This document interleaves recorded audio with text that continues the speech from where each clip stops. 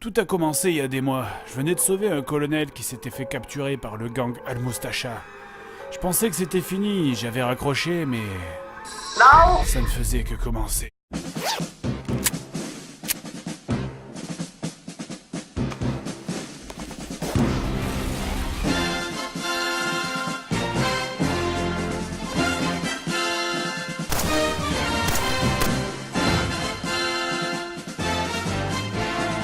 What do you want? Me to go back to my plane and go back to France? Is that what you want?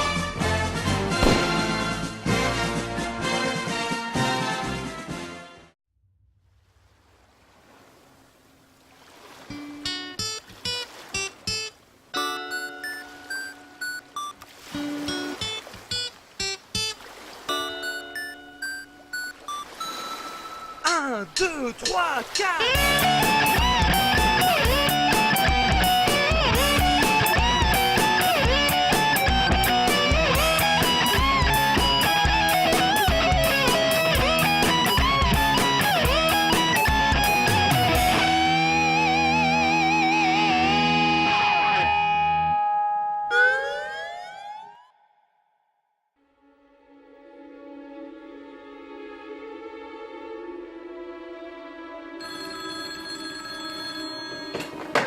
Allô? Quoi? Où ça? Quand ça? Aujourd'hui, je rends la démo de Propaganda accessible à tous gratuitement sur Internet. Sainte mère de Dieu. Cette démo n'est pas représentative du produit fini, elle est là avant tout pour donner une idée du gameplay. Il reste beaucoup de polish et d'équilibrage à faire, et il manque aussi beaucoup d'éléments graphiques et sonores. Merci pour votre compréhension. Alors, à vos manettes ou à vos claviers, il va être temps de tester. Vos retours seront évidemment les bienvenus. Vous pourrez m'envoyer vos remarques et vos conseils à cette adresse, avec pour objet retour sur la démo. Et je regarderai tout ça à mon retour des vacances, parce que Bon bah, ok. des vraies vacances, bien Pourquoi vous faites ça? Vous êtes pas obligé, vous a pas menacé. Bah, il a un accent russe, c'est flippant quand même.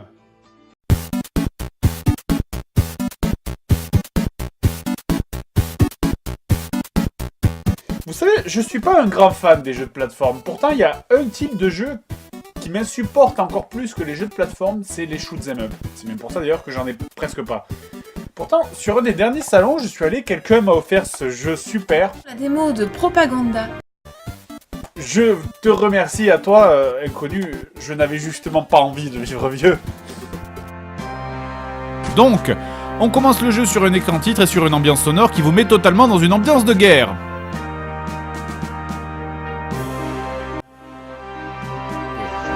Bon, voyons, donc le jeu commence par le tutoriel, donc je vais aller régler mes touches dans les options déjà. Voilà.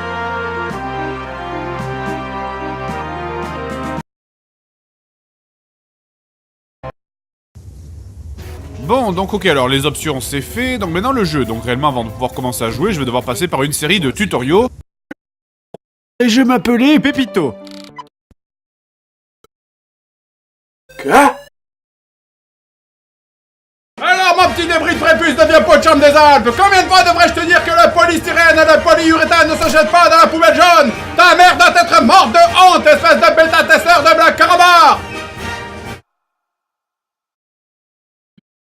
Ensuite, on a différentes parties, comme l'entraînement à la grenade, l'entraînement au parcours d'obstacles.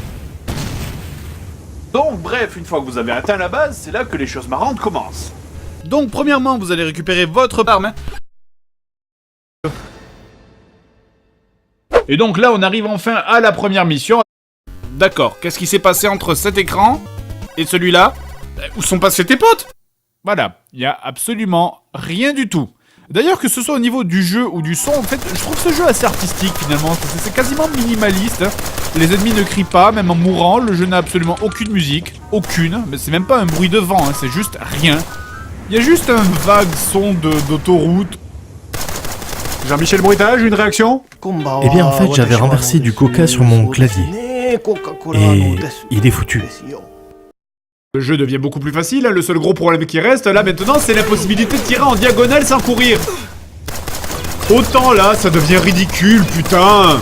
Je suis un Jedi.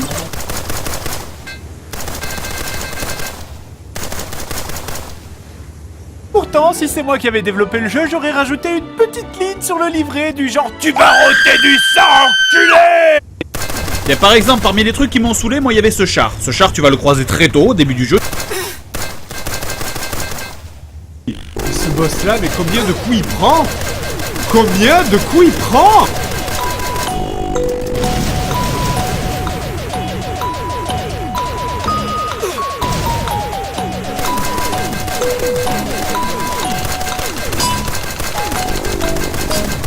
Ok, stop. Qui a échangé mon pistolet laser contre Nerf? Finalement, donc au bout d'une éternité, il meurt. Non, sans un certain panache d'ailleurs.